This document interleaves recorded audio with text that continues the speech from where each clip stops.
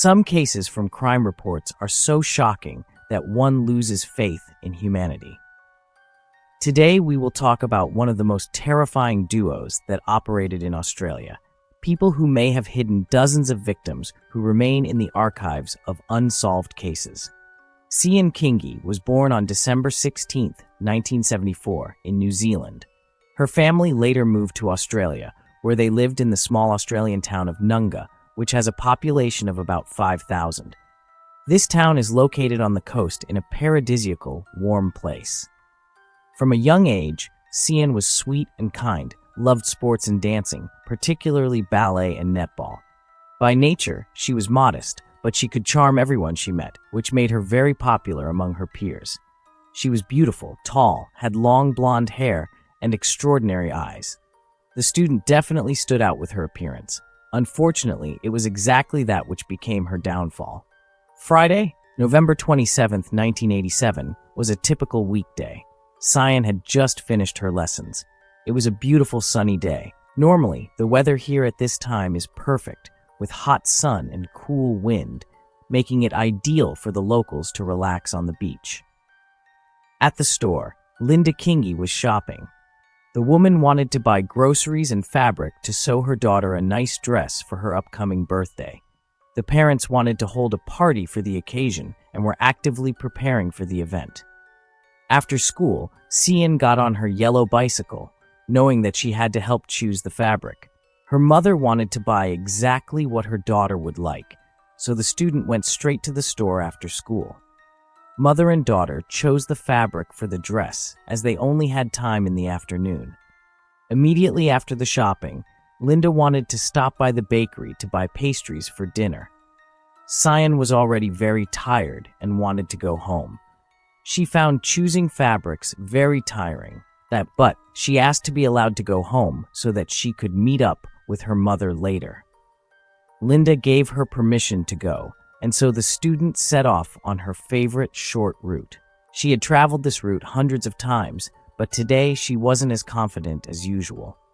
In the 80s, Nunga was a quiet provincial town. People here knew each other well, and so the town was considered one of the safest in the area. The Kingi family's house was only a few kilometers from the store and was reachable by bicycle in just a few minutes. Linda was confident that her 12-year-old daughter was safe because nothing bad had ever happened in their quiet town. Her mother even wanted to follow her right after the shopping, which shouldn't have taken long. At 4:45 p.m., Cian got on her bike and rode off. The path led the student through the park to the house. Linda went the other way after buying some pastries and drove directly to the house, albeit in the other direction by car. Since the student was not moving too quickly, the difference between the two was only a few minutes. Presumably, the woman arrived at the house just a few minutes after her daughter arrived on her bicycle. When Linda returned, she found the yellow bicycle in front of the house, but the student was not at home. Initially, this didn't alarm the woman, as the girl might have met a friend along the way or gone to visit a friend.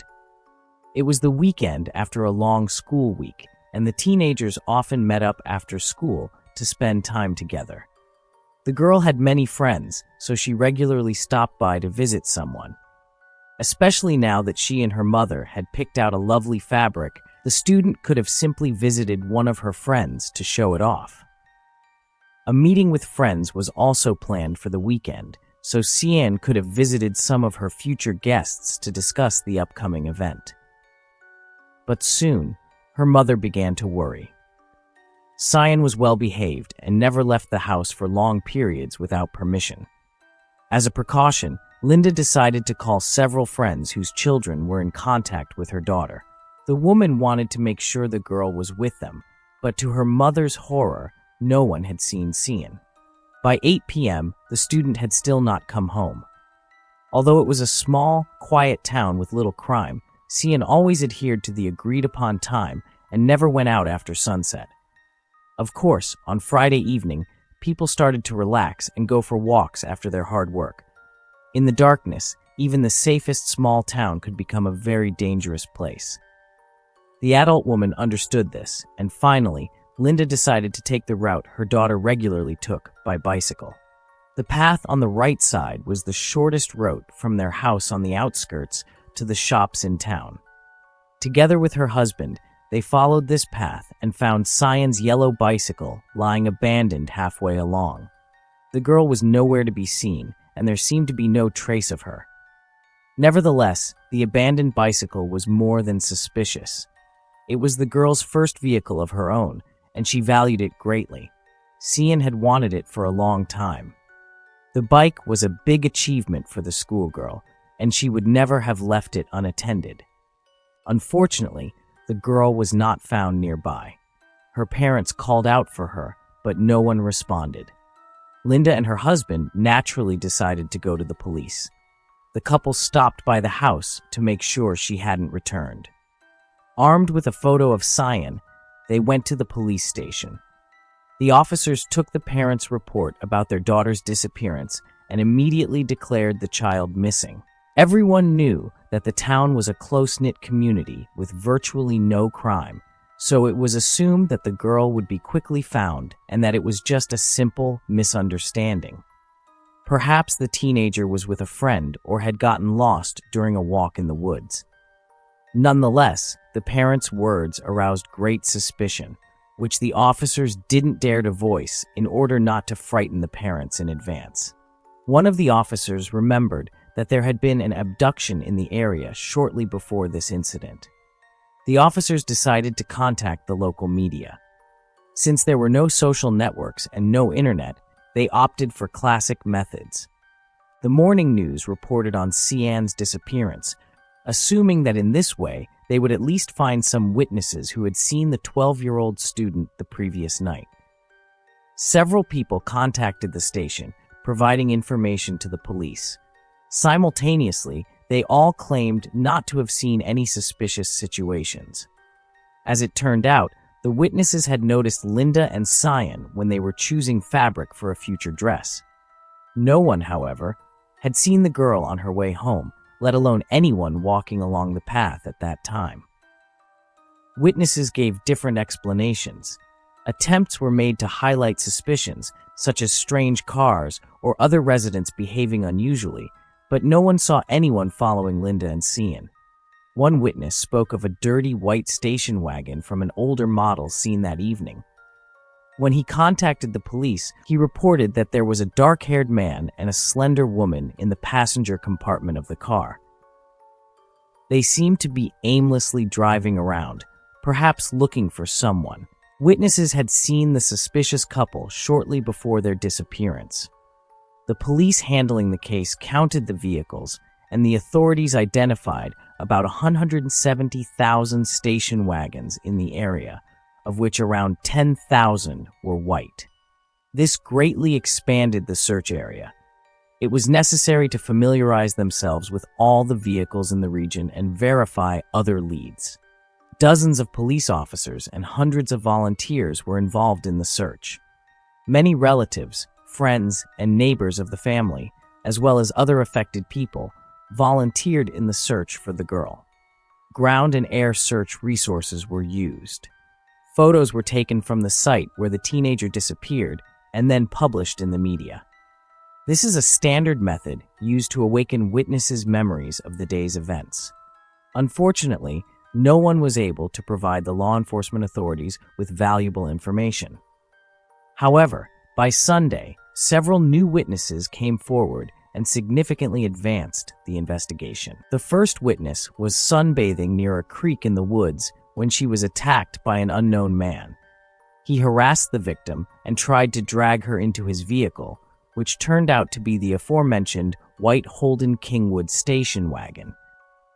A second witness saw this moment and helped the woman fend off the attacker. The man then pursued the vehicle as its driver attempted to flee the scene, but he soon lost sight of it. He was able to describe the car in detail and give the police the vehicle's license plate number. It was 429. The investigators decided to check this number against the police database, and it turned out that this license plate was indeed registered in the area. They managed to determine that the vehicle belonged to a woman named Wilma Bigg. The investigators quickly found her address and went to the house where the car's owner lived. An older man opened the door for them and confirmed that he knew the owner of the vehicle. According to the man, he was not related to Wilma, but his stepson Barry turned out to be her husband. They had been married for about a year. Barry's description closely matched the portrait created based on a witness's words from the incident at the creek. The suspect's name was Barry John Watts. The officers had no grounds to arrest him or accuse him of the girl's abduction. However, the owner of the vehicle and her husband were now considered suspects. Unfortunately, the man didn't know where the couple was, but he mentioned that they frequently changed residences, renting apartments, and constantly moving around, which seemed suspicious. 3 days after Cyan's disappearance, the police were contacted by another witness. This man also described a white Holden Kingwood that had been seen near the creek. He described the driver as having an athletic build and the woman as a plump figure. Both were acting very suspiciously. An hour after this statement, the police conducted a background check on Wilma and Barry. It turned out that both had been released from prison in Perth, Western Australia, just before the events occurred. Both had extensive criminal records. Only a few weeks before these events, the two had moved from Perth to Queensland to escape strict supervision after being released on parole. The criminals arrived in their sedan, but almost immediately exchanged it for a white station wagon, which had already been involved in several suspicious incidents. The police realized that they were dealing with dangerous criminals who had more than one crime on their record. Their offenses included armed robberies, burglaries, forgery of documents needed to obtain rights, fraudulent activities, and that was only part of these criminals' record. For the Kingi family, this was, of course, terrible news. If their daughter had been involved with these people, the chances of finding her alive and unharmed were minimal. Barry was 33 years old at the time. His wife Wilma was 43. The woman had 6 children from previous relationships. Both were considered extremely dangerous criminals and were wanted by the police. Now, the police urgently needed to locate the couple and determine if they had anything to do with the schoolgirl's disappearance. Meanwhile, 6 days after Cyan's disappearance, a man named Tim arrived at the police station with bad news.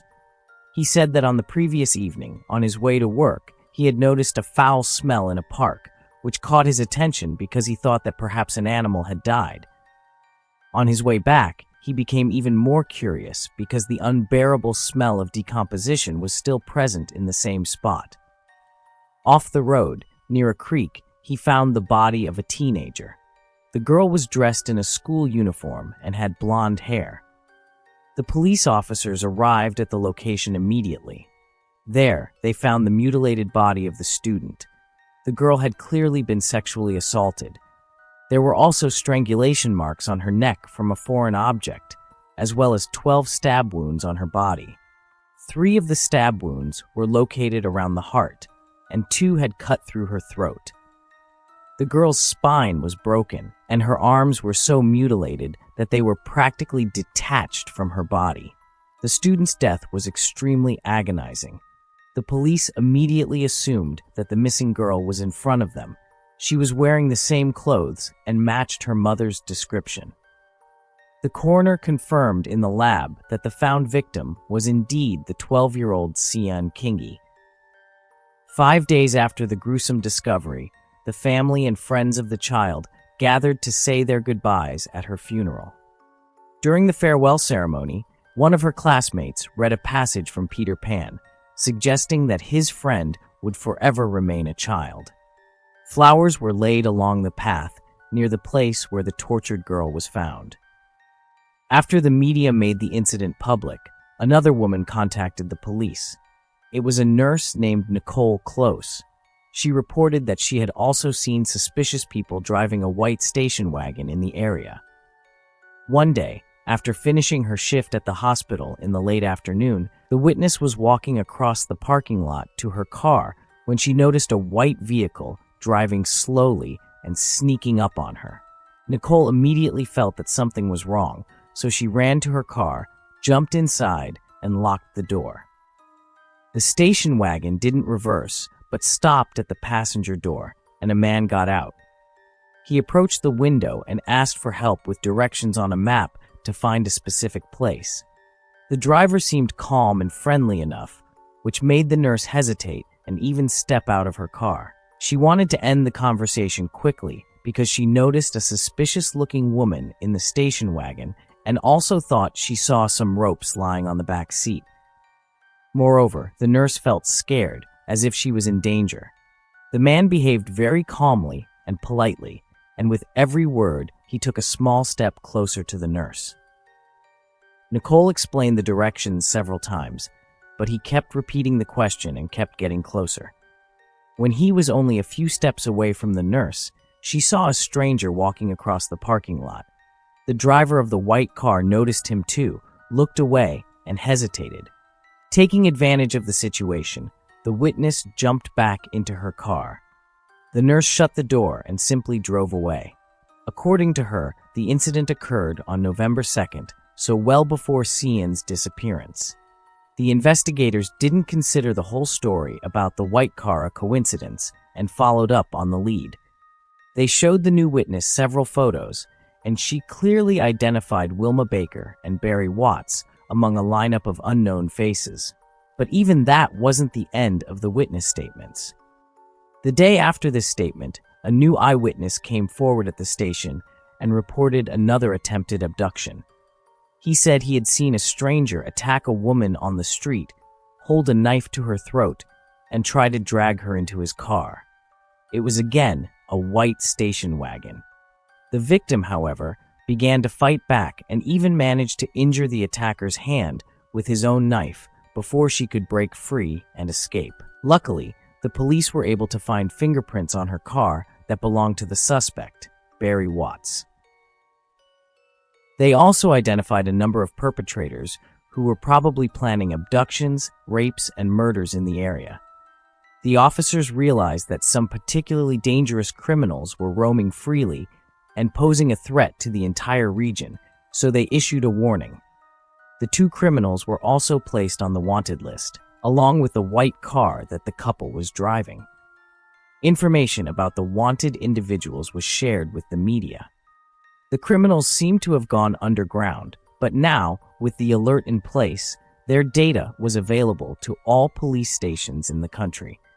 It was only a matter of time before they were caught.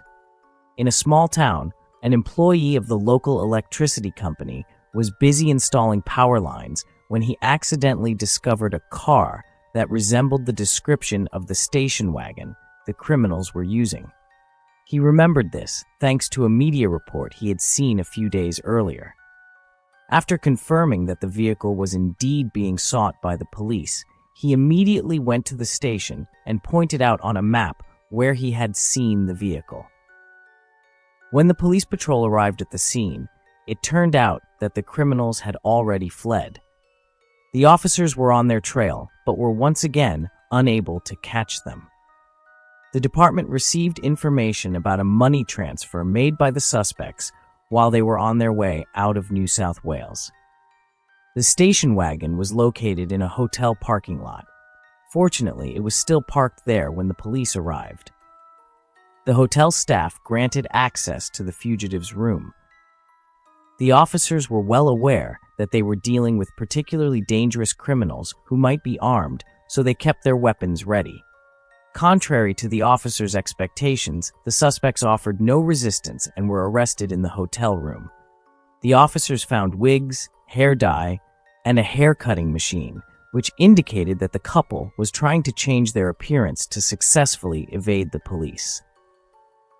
The interrogation of the suspects lasted about 12 hours. During this time, Barry Watts did not attempt to escape, nor did he say anything to the police. In addition, there was obviously a conspiracy between him and his wife to stick to the same story and not reveal any valuable information. Nevertheless, the police managed to break Wilma Baker relatively quickly. The woman believed she could mitigate her punishment by cooperating and told the authorities a story that would make anyone's blood run cold. According to the criminal's version, on November 27th, she and her husband wandered the streets of the town. The reason for this was the search for a new victim, as Barry was obsessed with violence against women and especially preferred victims who were much younger than him. His wife was 10 years older and far from his ideal. To satisfy his unhealthy lust, Barry began to rape and kill those who were younger and prettier, matching his taste, and Wilma simply went along with it because she was a frailing in the relationship and getting a divorce, or so she claimed. On that fateful day, Barry decided to find the girl at any cost and be her first man. His wife was supposed to help him kidnap the child, and she agreed to do so. That Friday morning, they drove around for hours. The criminals thought it wouldn't be difficult to catch a girl. In reality, however, most potential victims were in groups, making it impossible to abduct one of them quietly. Initially, Barry tried to speak to several victims himself, but they managed to get away. Eventually, he realized that he was far less trustworthy than his wife and decided to use Wilma as bait to lure the victims. They then stopped near a local park and took a walk. On their way, the perpetrators saw an attractive girl riding her yellow bicycle leisurely. Barry chose her. Wilma waved to her in a friendly manner, and the unsuspecting child was asked to help the woman, who appeared to be struggling to catch her dog. The girl was distracted and started talking to Wilma, trying to be helpful as she was naturally good-hearted. At that moment, Barry attacked Cyan from behind. He covered her mouth with his hand and dragged her into his dirty vehicle. There, the criminal wrapped tape around her and tied her up. Wilma stayed with the child in the back seat while her husband took the driver's seat. Altogether, they drove several kilometers away from the abduction site and stopped in the woods. Here, the pervert laid out a large blanket and began to rape the girl. For several hours, he fulfilled his most depraved fantasies. According to Barry's wife, Cyan didn't cry during this torture, not even once. She was very brave, endured everything, and did what the criminal told her to do, apparently in the hope that she would be released.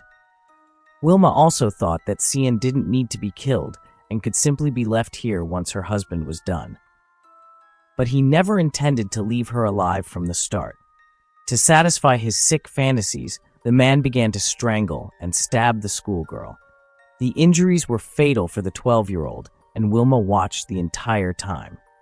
The woman reported that the belt used to strangle the girl, the knife, and the blanket were all thrown into a nearby creek. The police went to the scene, and everything the woman described was indeed found. At the supposed site of the rape and murder, they discovered light-colored hair that seemed to belong to Cyan.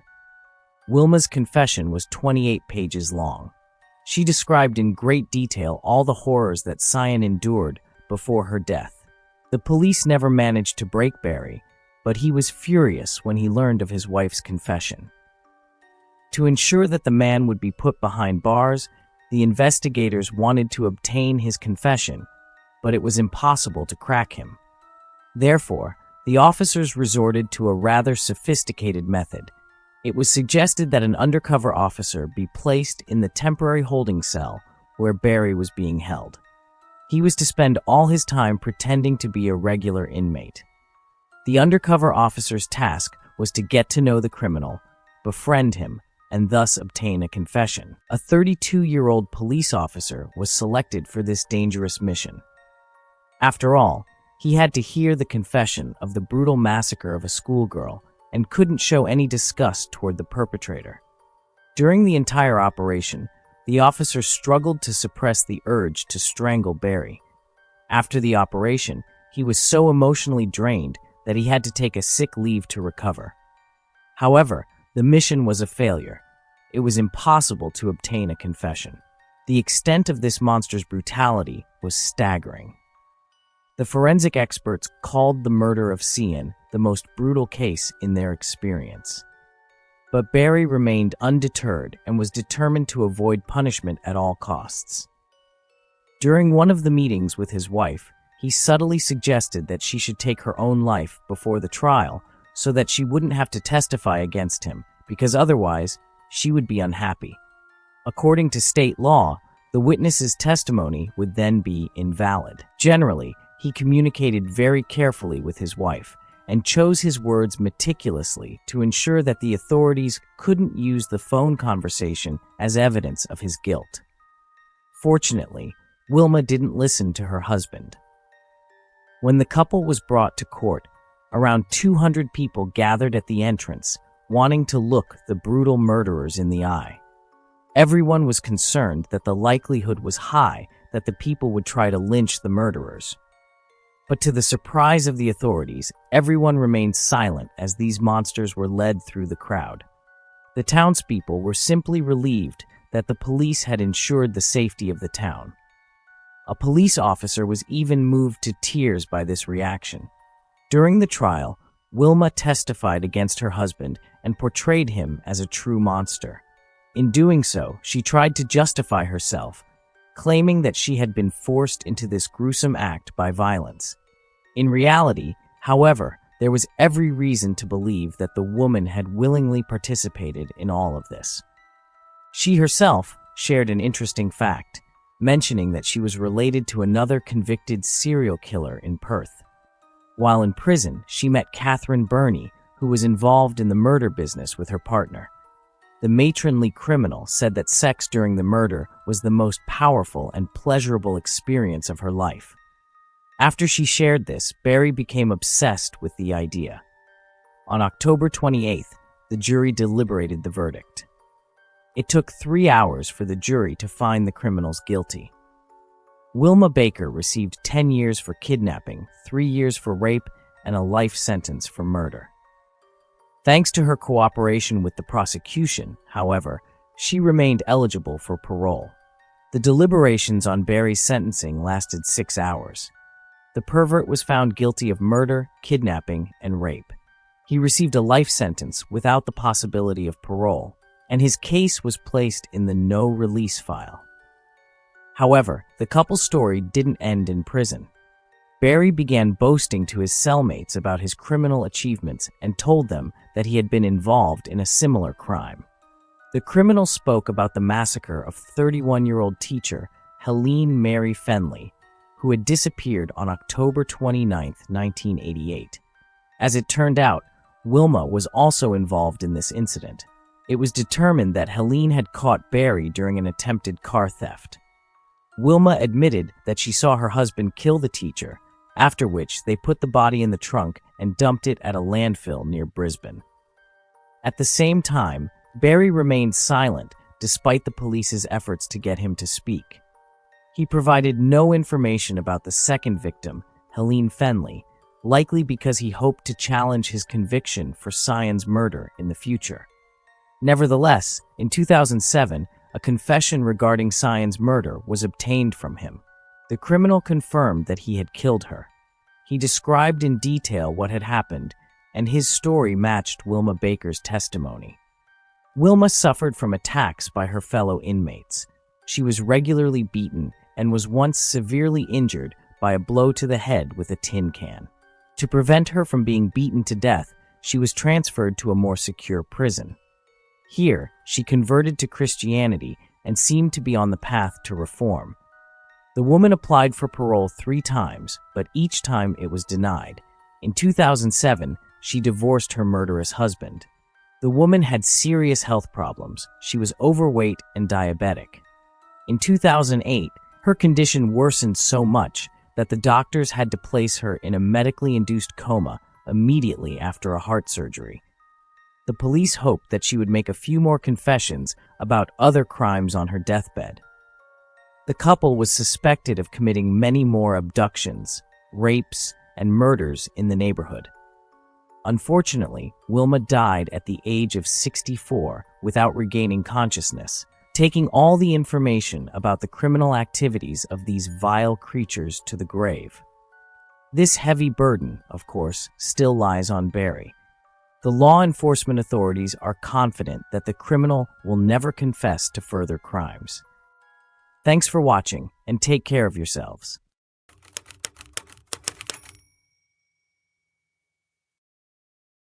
Today's story began like the script of a Hollywood thriller. However, it was not immediately clear whether there was a perpetrator or only victims. One thing, however, was certain: not everyone survived this incident. Kaylin Gillis was born in 2003 into a family living in the small town of Schuylerville, New York. Her parents had bought a large house in a quiet, comfortable neighborhood in order to start a family and raise children. Around 1,000 people lived there, leading calm and peaceful lives. Kaylin grew up surrounded by nature, graduated from the local high school, and planned to go to college. The young woman dreamed of becoming either a marine biologist or a veterinarian because she had always loved animals. She was a kind and cheerful person who enjoyed helping both animals and people. Compassion for those in need was something Kaylin understood deeply. That year, she had turned 20. She applied to study marine biology at a college in Florida and was waiting for a response. In the meantime, she worked so she could save money. She wanted to become as independent from her parents as possible. She also spent time with her boyfriend, Blake Walsh, and enjoyed being with her friends. Kaylin was quite popular at school. She had a warm relationship with everyone who knew her. April 15th was a typical Saturday. Kaylin woke up in the morning. She did not work that day, so she spent her time relaxing at home. After lunch, she began getting ready for an evening get-together with friends. She and her friends, including Blake, had been invited to a party that was supposed to take place later that evening. After 9 p.m., she called her boyfriend. He picked her up in his Ford Explorer SUV. They were going to drive to a small town called Hebron. Kaylin got into the passenger seat, and they drove to a supermarket in their hometown. Their other friends were waiting for them there. Another car with 2 young people, a young man and a young woman, joined the group. One more person arrived on a motorcycle. Right at the beginning of the meeting, he explained that his motorcycle was not in good condition and might stall whenever they stopped. The young man believed he could still make it to the house where the party was being held, and he planned to take the motorcycle for repairs on Monday. A convoy of 2 cars and 1 motorcycle set off toward Hebron, unaware of how the journey would end. When they arrived in Hebron late that Saturday evening, the young people discovered that they had no cell phone reception. From the directions, they knew which dirt road they were supposed to turn onto. But in the twilight, all the roads looked the same. Worse still, because of the poor connection, the GPS devices did not work, and their phones lost signal several kilometers before the first turn. They had to rely entirely on the directions their friends had given them. The house had to be found using the description they had received earlier. They thought the house where the party was being held should be easy to recognize. The problem was that the area was very remote, and each house had a long driveway. They all looked similar, and none of them stood out. The group turned onto a long dirt road and continued driving, hoping they had not made a mistake. However, after driving for about 3 kilometers and finally seeing a large house, they noticed that no lights were on inside. Obviously, a party was supposed to be loud, but this place was completely quiet. A few dozen meters from the house, Kaylin opened the window and turned toward her friends, who were driving slowly beside Blake's car. She said that they had apparently made a mistake. To turn around, they would have to drive closer to the house, where there was a little more space. The young people confirmed that no lights were on, and that no party was taking place there. Now they wanted to turn around, continue driving, and check the next road and the next house. The young man on the motorcycle did not want to stop. If he let off the throttle, the motorcycle might stall. So he revved the engine several times. The engine roared loudly. At that moment, the lights came on inside the house. Blake's car was the second vehicle to arrive. The first car managed to turn around, but Blake hesitated and let his friends pass. Kaylin turned around and saw a man run out onto the porch after the lights came on. He was holding a gun. He immediately fired into the air, followed by a second shot. The young people were so frightened that they drove away at once. Blake hit the gas pedal. After about 100 meters, he noticed out of the corner of his eye that Kaylin was breathing heavily and was silent, even though the situation must have shaken her at least as much as it had shaken him. He asked her if she was okay, but she did not answer. When he looked at her and turned on the car's interior light, he saw that Kaylin was bleeding heavily. Blake was so shocked and frightened that he pulled onto the shoulder of the road after driving several miles in only a few minutes because he knew they desperately needed help. He later said that it felt as if only seconds had passed. That was how intense the adrenaline rush was. Throughout the drive, he tried to call 911, but because there was no cell phone service, he could not get through. When he finally got a signal, Blake Walsh immediately called emergency services. At 9:45 p.m., the dispatcher received a call from a distraught young man. He was terrified and explained that his 20-year-old girlfriend, Kaylin Gillis, was seriously injured. According to Blake, she had been shot in the neck by an unknown man who had stepped onto his porch. The young woman was unresponsive. The dispatcher told Blake how to give first aid. He followed the instructions precisely while emergency responders drove to the scene. The situation appeared extremely serious. Police officers were the first to arrive. They found a group of young people, a young woman showing no signs of life, and Blake, who was covered in blood. Paramedics were also sent to the location. The police officers feared that Kaylin was already dead. Her boyfriend was trembling, crying, and pleading for help. Unfortunately, she was already unresponsive. They were unable to save her. Kaylin died from a gunshot wound to the neck that caused severe bleeding. Paramedics pronounced her dead. Police officers immediately examined the cars and belongings of the young people who had called them. Almost immediately, they considered the possibility that someone from the group might have shot her. Blake's SUV was not visibly damaged. Despite the story about the man with the gun, Blake said that Kaylin had been riding with the window down.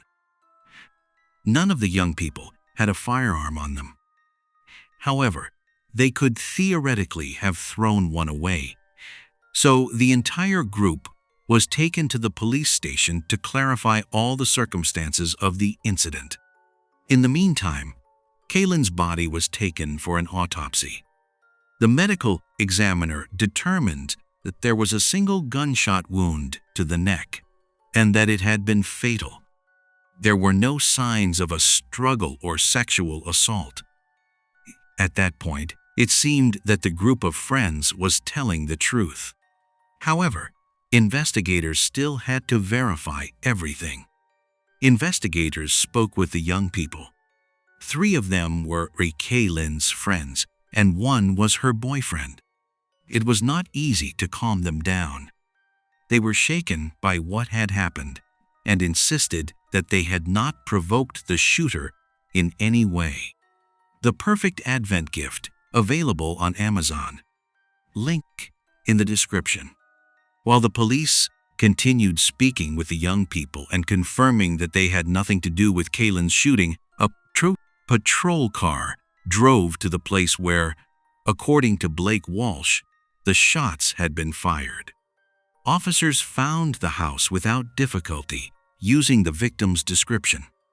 However, when they arrived and knocked on the door, no one answered. One of the officers walked around the building and shone a flashlight through the windows. He noticed movement inside and heard noises. Meanwhile, the second officer examined the property with a flashlight.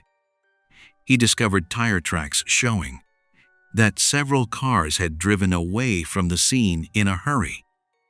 The officers continued trying to contact the homeowner and explained that they had heard gunshots and had come to check whether everything was all right. After a few minutes, the lights came on in the house. The door was opened by a man who identified himself as Kevin D. Monahan. He was 65 years old at the time of the shooting and lived with his wife, Jinx Monahan, in Hebron. At first, Kevin denied that any young people had come to his house. However, after the address was checked and confirmed, the man changed his story. He now claimed that late that evening, a group of young people who had arrived on his property in cars and on a motorcycle had tried to attack him. He said he had been forced to go outside with a firearm to scare them away and had fired one shot into the air. However, because he was afraid and because the lighting was poor, he said he tripped over nails protruding from the porch, causing the shotgun to fall from his hand. As it fell, another shot was allegedly fired. Kevin insisted that he had no idea he had injured anyone because he had not intended to shoot anyone. When he was told that Kaylin had died from being shot in the neck, he showed little emotion and repeated that it had been unintentional and accidental. The man claimed that he and his wife had been frightened by loud noises late in the evening. When they looked out the window, they saw a group of unfamiliar young people who, in his opinion, did not appear friendly. They were making a lot of noise and moving around right in front of his house. Considering the time of night and the fact that he and his wife lived in a remote, isolated area, they found the situation very frightening. Kevin's shotgun was confiscated for ballistic testing. Laboratory experts confirmed that Kaylin had been shot with that exact weapon. The projectiles fired from the shotgun, as well as the projectile removed from the victim's body, showed matching markings. Those markings are like fingerprints left by the barrel on the surface of a projectile, and they are unique to each firearm. When Kevin was taken to the sheriff's office for official questioning, he continued to insist that he was innocent and that he had not intended to kill anyone. The man repeated that the young people had tried to attack his family and that he had not meant to fire a second shot, but only wanted to scare away the so-seduced attackers by firing into the air. According to Kevin, his shotgun was old. He claimed that he had repeatedly experienced problems with its mechanism while hunting. The weapon, he said, was defective. He insisted that this was why the second shot was fired when the shotgun fell. The weapon underwent a thorough examination, but no defect was found that could explain the alleged tragic accident. However, the defense continued to argue that this possibility could not be completely ruled out. By that time, law enforcement had already informed Kaylin Gillis's family that the young woman had died. They were all shocked by the tragedy and believed that her death could not have been a simple accident. Investigators carefully checked everyone involved in the case, As it turned out, the young people had no criminal records. Kaylin and her boyfriend Blake had no serious criminal history. Blake was found to have only a few parking tickets. Everyone described the group as decent and sensible young people who wanted to succeed professionally, start families, and were not prone to violence. The suggestion that they might have tried to break into a stranger's house at night or mock the owners seemed absurd to everyone who knew them. The suspect, Kevin Monahan, and his wife were also seen by some as ordinary Americans, living separately from their adult children, who had already started their own families. Their children were also interviewed and were so surprised that their parents were involved in anything like this. Kevin had owned his rural property for many years. The man had no major criminal record in New York. Some neighbors described him as someone who was not constantly in conflict with others, but who could be nervous and easily irritated. The elderly couple lived in a very remote and isolated area, so even passing cars could frighten them. At first, the story seemed believable, especially considering the late hour. However, not everyone believed it. Kevin persisted in his version of events. He insisted that he and his wife had been very frightened by the noise they had heard, which had woken them. His wife remained inside the house, while he, as the head of the household and protector of his wife, took his firearm outside to drive away the unwelcome visitors. Jinx Monahan also supported Kevin's version and confirmed his words. She explained that the noise near their house had lasted too long to be just random passing cars that would have immediately driven away. If the visitors had truly turned around right away, she said, Kevin would not have left the house at all. According to her statement, he was forced to go outside and even take the shotgun because the motorcycle outside sounded threatening. Jinx said they had heard about a criminal biker gang operating in the area, so they suspected that the gang had found them. Why had they not called the police? Kevin had difficulty answering that question. His wife said she had thought about it, but she believed patrol officers would not arrive in such a remote area before it was too late. When Kevin returned, they calmed down. According to their version, he did not know that he had shot Kaylin.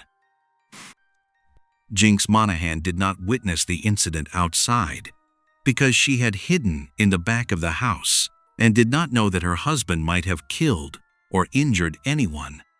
The young people who were with Kaylin continued to insist that the whole thing had lasted no more than a few minutes. They only needed time to understand what had happened, realize that this was not the right house, try again, to contact the group hosting the party, and then leave. It later turned out that they had simply taken the wrong turn. The party was taking place not far from the Monahans' house. The very next day, Kevin Monahan was charged with second-degree murder and tampering with evidence. He continued to plead not guilty. Kaylin's family insisted that she had not died in an accident. They believed the shooter had fired intentionally. However, the evidence was not enough for a first-degree murder charge. The prosecution still wanted to achieve the strongest possible conviction.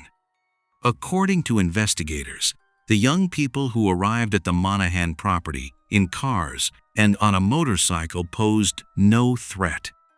That much, they said, was obvious. One officer stated at a press conference that he was 100% certain. This group, he said, consisted of children from respectable families who could not reasonably be mistaken for bikers or gangsters. Investigators reached those conclusions after interviewing the families, checking criminal records, and speaking with neighbors, employers, and teachers. All described the young people as decent, quiet, and responsible. Police also stated that this was a rural area with unpaved roads, where it was easy to get lost. The group drove only a few minutes along that road to Kevin's house, realized their mistake, and were preparing to leave when the homeowner came out and fired 2 shots. After the indictment, Kevin Monahan was taken to the Washington County Jail, where he was to await trial. Based on the charges against him, he faced a possible life sentence. When the press conference announced that the man accused of killing the 20-year-old woman had been arrested and was awaiting trial, the case caused a major public outcry. The local community was deeply disturbed by Kevin Monahan's actions. But that was not the only reason people were alarmed. His behavior raised broader concerns, especially because of another shooting that had happened just days before Kaylin Gillis's death. Kansas City, a 16-year-old boy named Ralph Yarl had gone to pick up his younger brothers from a babysitter. This also happened in the evening. The high school student was doing this in an unfamiliar area while his parents were at work. By mistake, he rang the wrong doorbell. Instead of telling him that the babysitter lived at another address, the homeowner, Andrew Lester, opened fire. He shot Ralph twice. The teenager survived, but the incident shocked the country. During questioning, Lester claimed that he had mistaken the boy for a burglar. In reality, Ralph was a gifted student and musician with a promising future. Ralph's shooting raised questions about gun ownership and self-defense. People were outraged by these events, especially because Ralph, like Kaylin, was harmless, far removed from criminal activity, came from a respectable family, and was focused on his future. After analyzing the circumstances, investigators concluded that neither in Ralph's case nor in Kaylin's case had anyone truly threatened the shooters. According to prosecutors, the attacks were triggered by irrational fear or rage toward people who had simply made a mistake. Clearly, none of them deserved to be shot. At the press conference, many of Kaylin's family members and friends spoke. Her boyfriend, Blake Walsh, who had been with her at the time of the shoots, spoke with deep emotion. He had tears in his eyes as he delivered his statement. Kaylin's father was outraged. Kevin Monahan had robbed him of the chance to see his daughter achieve her dreams and build a future. Blake said he first met Kaylin in 2021 when they both graduated from high school. After that, they became inseparable. Statistically, couples like that often break up, but Kaylin and Blake joked that they would be among the rare couples who marry after high school and stay together for life. He had big plans for his life with Kaylin. He dreamed of starting a family with her. They wanted to get married after graduation. In a television interview, Blake explained that Mr. Monahan had shattered his world that Saturday night. The young man said he would attend the bail hearing. He was under enormous stress and wanted to see the man who had taken his beloved girlfriend's life. Both he and Kaylin's parents were convinced that justice would prevail and that the perpetrator would receive the punishment he deserved. When Kevin Monahan appeared in court, his attorney argued that his client would not flee and could therefore be placed under house arrest until the hearing. The defense attorney emphasized that Monahan had owned the house near which the shooting occurred for more than 30 years and was a respected member of the community. Everyone, he said, knew him as a reliable person. Kevin Monahan owned a small business. Despite all of this, the court decided to keep him in custody without bail. The hearing on charges of murder, reckless endangerment, and tampering with physical evidence was scheduled to proceed, and Kevin remained in custody. When the trial began, the defense's position was clear. Monahan did not agree with the prosecution's version of events. According to his lawyer, late at night, 2 cars and a motorcycle with engines roaring drove onto the man's property and terrified him and his wife. All of this happened while the lights in the house were off. The defense argued that it seemed strange that the young people had not realized from a distance that a house occupied by partygoers would probably have lights on, noise, and other vehicles nearby. The Monahans claimed they had no idea who these people were or what they were doing there. Therefore, they were frightened and mistook them for dangerous intruders. The first shot, according to the defense, was fired to scare away the unwelcome visitors. However, in the darkness, the man allegedly tripped over nails protruding from the porch and dropped the shotgun. Because of an alleged defect in the mechanism, the weapon fired again as it fell. By chance, the bullets struck Kaylin Gillis and caused a fatal injury. The lawyer spoke confidently. He explained that whenever there is a victim and a tragedy, everyone wants to see a villain. However, according to the defense, there is not always one. The defense attorney insisted that what happens was the result of a series of tragic coincidences. The prosecution maintained that Kevin Monahan and his wife had not been threatened under any circumstances. Judging by the tire marks, which were carefully examined near the end of the driveway, the cars and motorcycle had already begun moving away in a straight line. That meant they had already turned around and were preparing to leave. If the situation had happened as Kevin claimed, there would have been marks from a sudden sharp turn. There was no reason to believe that the young people, even though they had arrived late at night, posed any danger to the couple. This was especially true of Kaylin Gillis. The suggestion that the young woman might have been involved in a crime sounded absurd to everyone who knew her.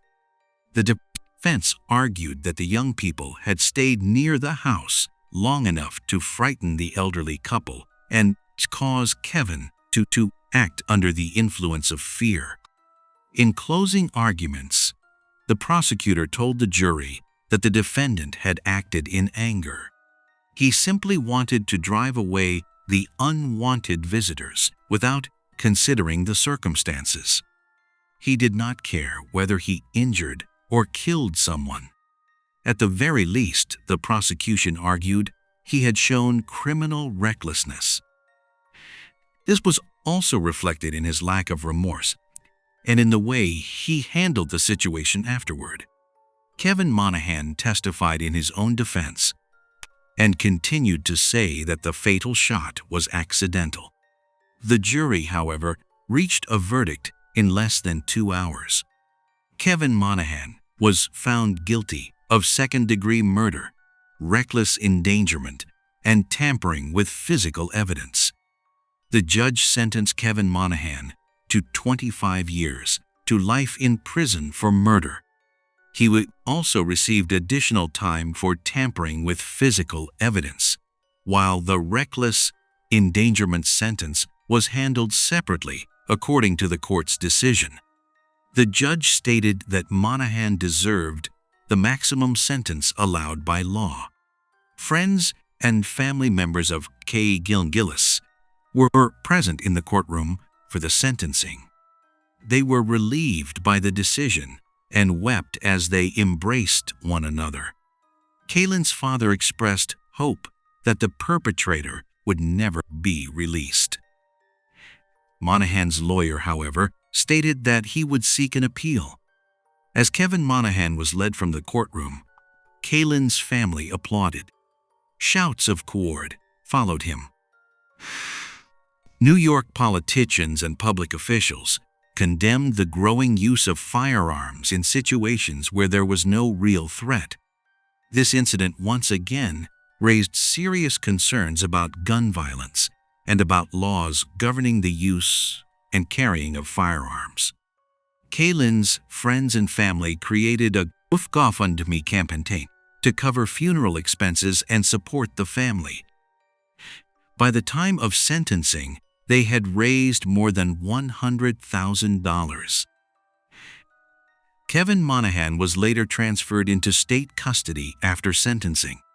His attorney continued fighting the conviction and argued that the trial had been affected by public attention surrounding not only Kaylin's death, but also other similar cases, including the shooting of Ralph Yarl.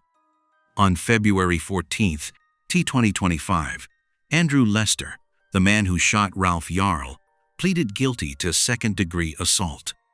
However, while awaiting sentencing, the 86-year-old man died of natural causes on February 19, 2025. Ralph Yarl survived the shooting, but his case, like Kaylin Gillis's, became part of a national conversation about fear, firearms, and the deadly consequences of mistaking innocent people for threats. Thanks for watching, and take care.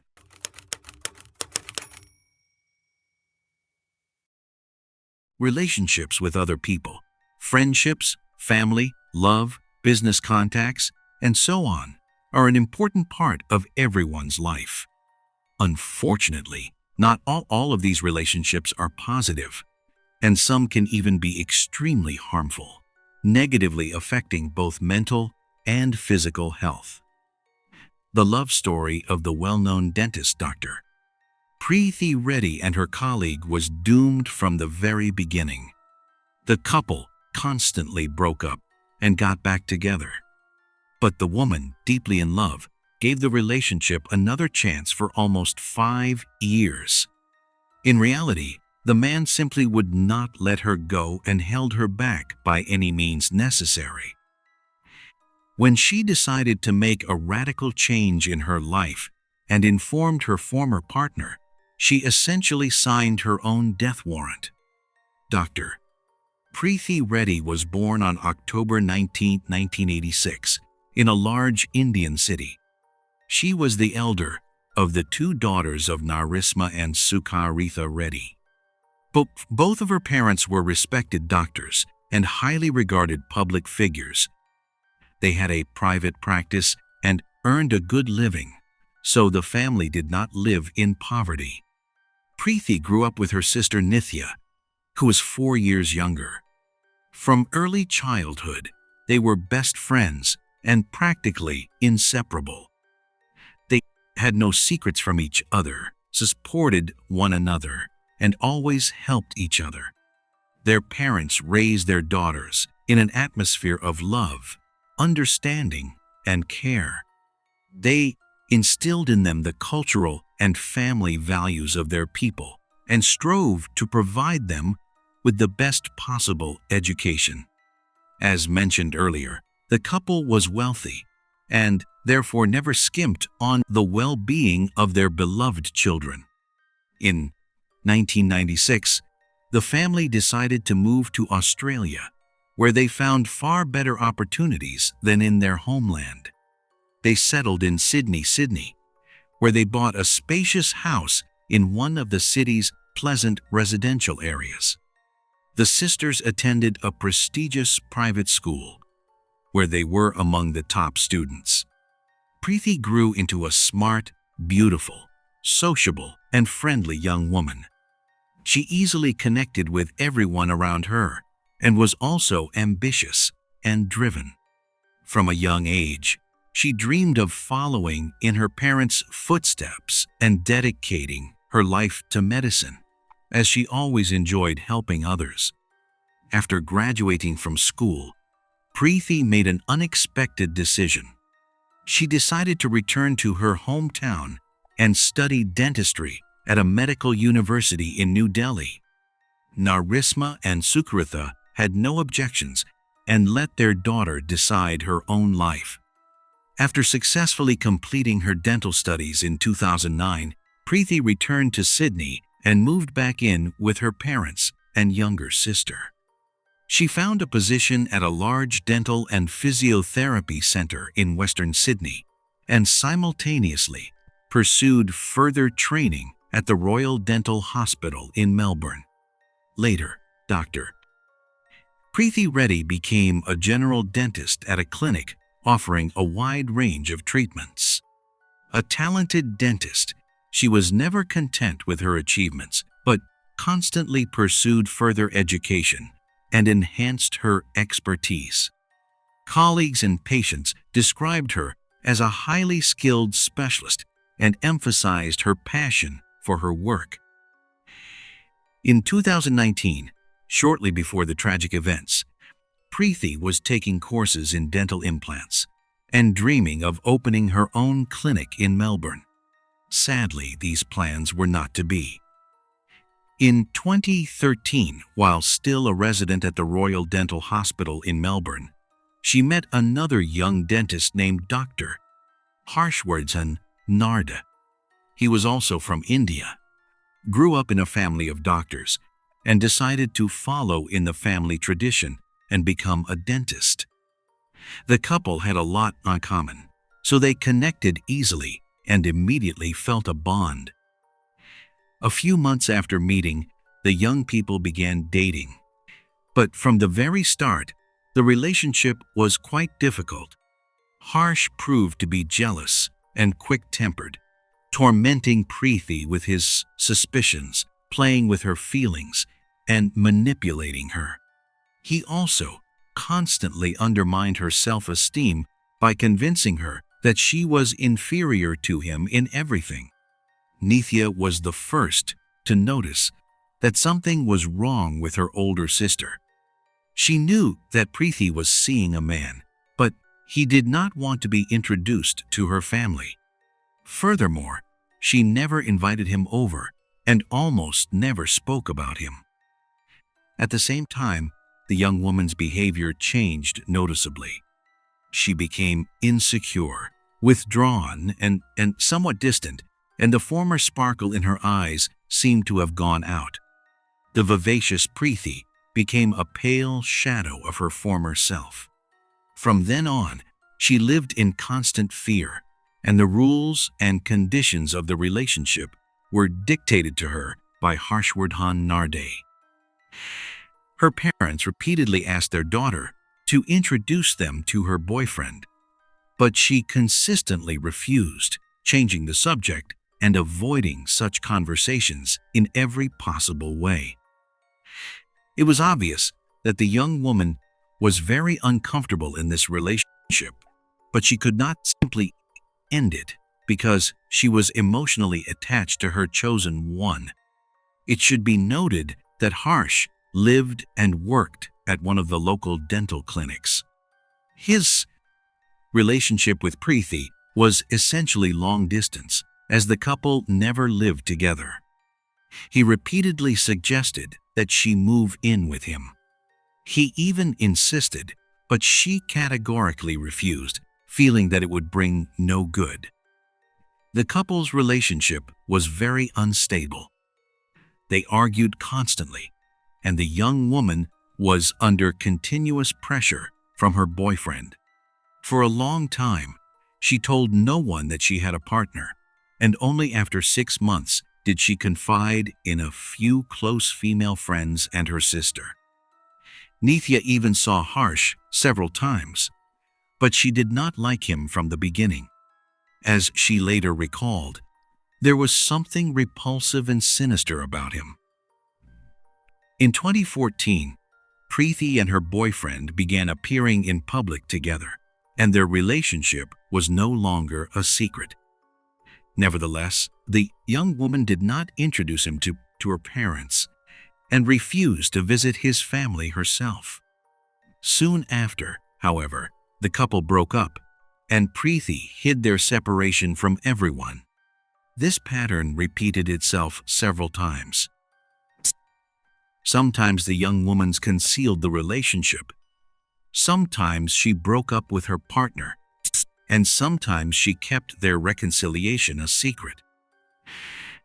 Clearly, herself was uncomfortable with such a strange and unstable relationship, where heated arguments and breakups alternated with equally emotional reconciliations and reunions.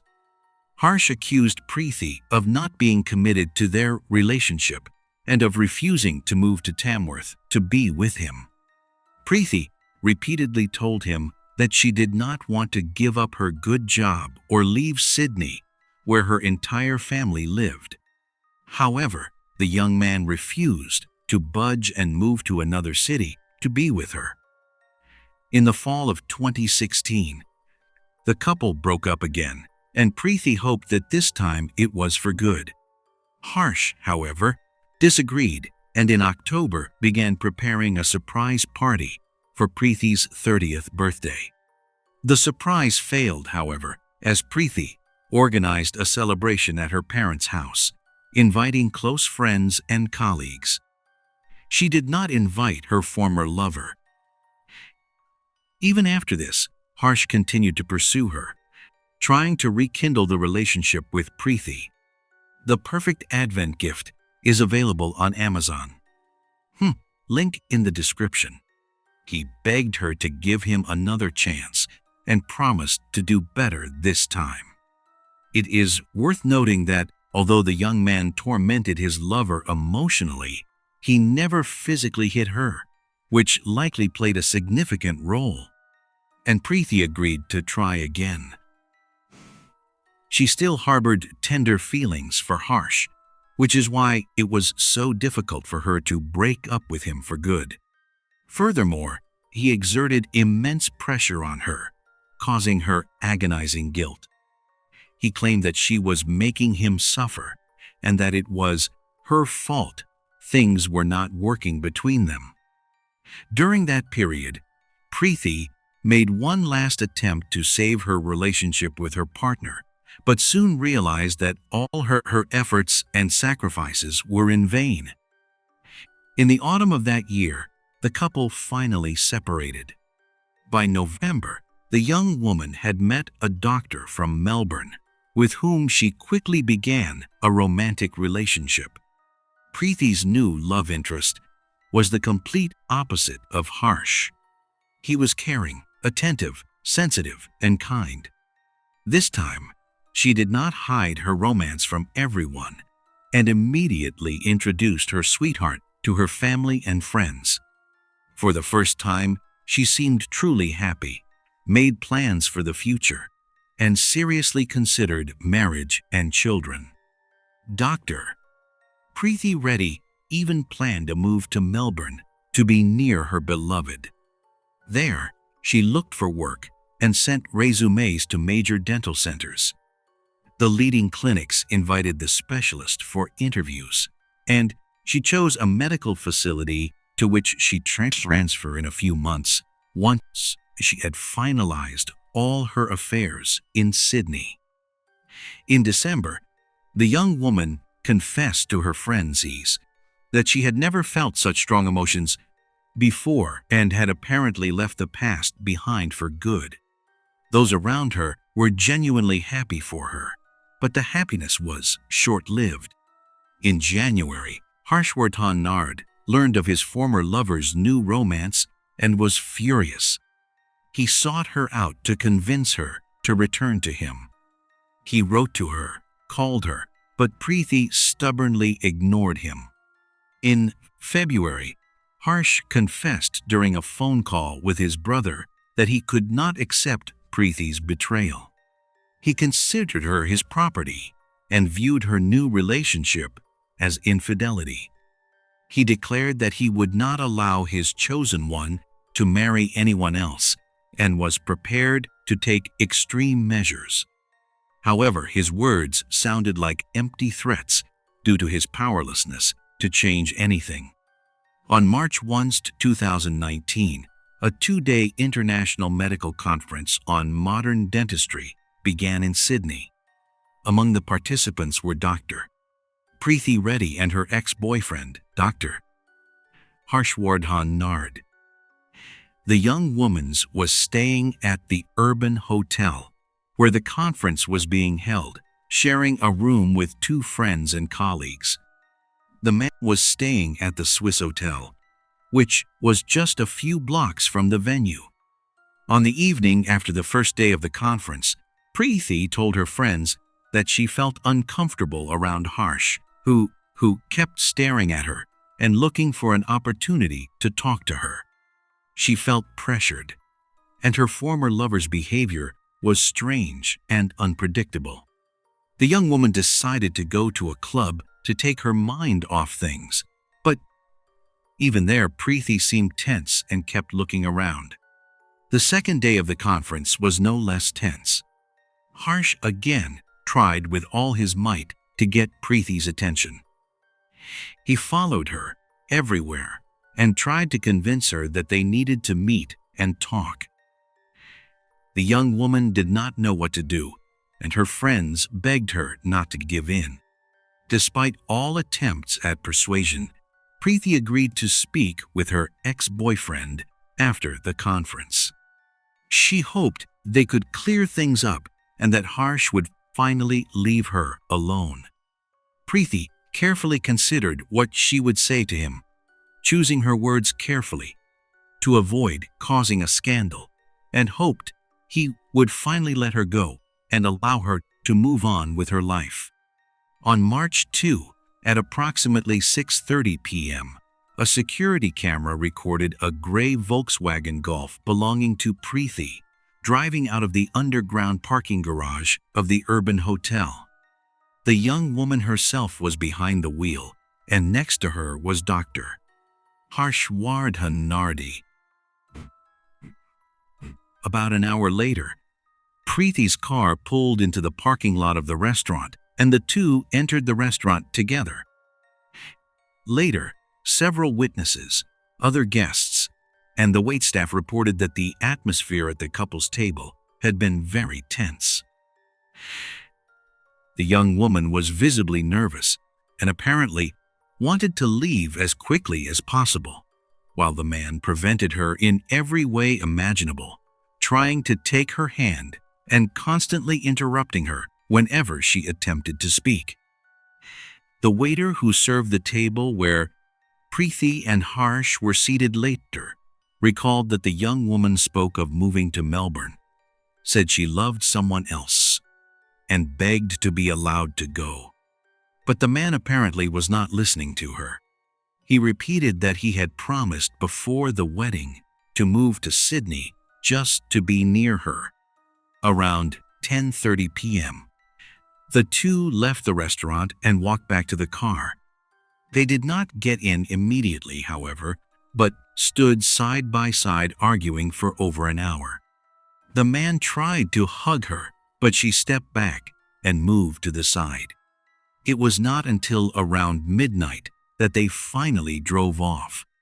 The car drove through the city for 15 minutes and then stopped in a shopping center parking lot.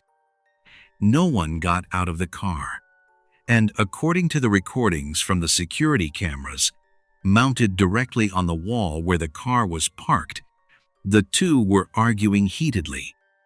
Harshwardhan Nardi was gesturing wildly while Preethi Reddy was crying. At 2 a.m., the young woman got out of the car and went to a 24-hour fast food restaurant in the mall. There, she bought a bottle of water and then stood by the entrance for a while, apparently expecting Harsh to drive away. However, when she returned, he was still sitting in the car. After waiting a while longer, they drove to the hotel where Harsh was staying. He silently led her past the reception desk and entered his room with Preethi at around 3:00 a.m. Preethi never left the room. On the morning of March 3, the young woman called her younger sister, Nithya, and said that she would be home in about 2 hours. A few minutes later, she made another call and dialed her lover's number. Preeti confessed her love to him and promised they would soon be together. After that, Preeti did not contact anyone.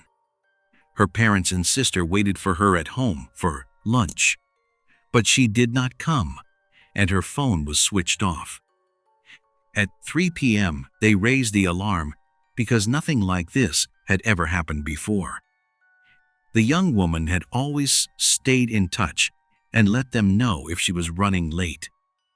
They had a feeling something might have happened to her and started calling her friends and colleagues to ask if they had seen Preeti.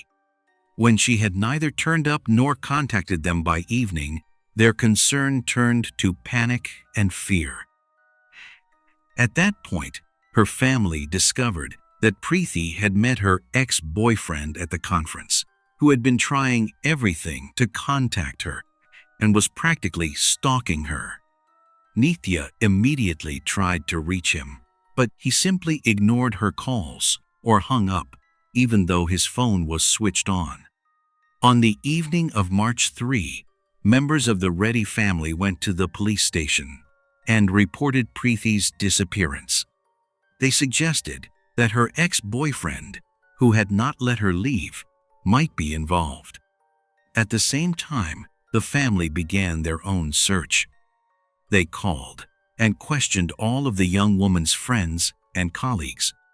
Nithya also created several social media groups where she shared information about her sister's disappearance, posted her latest photos, and asked for help from anyone who might be able to assist in the search. Within just one day, nearly 2,000 people responded to the social media posts, including some of Dr. Reddy's patients. They offered their help in the search and in spreading information. However, they were unable to learn anything concrete about the young woman's whereabouts. The only lead was Harshvardhan Nardi, who might have had some information, but he continued to ignore them. On the afternoon of March 4, Harsh finally answered the phone. Nithya could not reach him earlier, but when he learned of the disappearance, the former lover reacted very calmly. He showed no sign of concern and simply said that she was an adult and would soon turn up on her own. The man admitted to seeing her at the conference, but claimed they had only exchanged a few words and then gone their separate ways.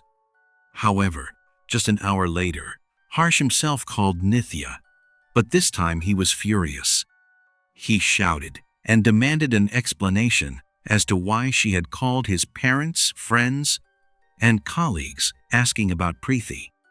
Furthermore, the man accused the Reddy family of suspecting him without evidence and thus ruining his spotless reputation. This behavior seemed extremely odd. It appeared as if the man did not care at all that his ex had suddenly disappeared and might be in trouble. But at the same time, he was annoyed that the young woman was being actively searched for by her relatives and friends. When it became known that Preeti had agreed to have dinner with her ex-boyfriend, it became clear that he might have been the last person to see her alive and speak to her.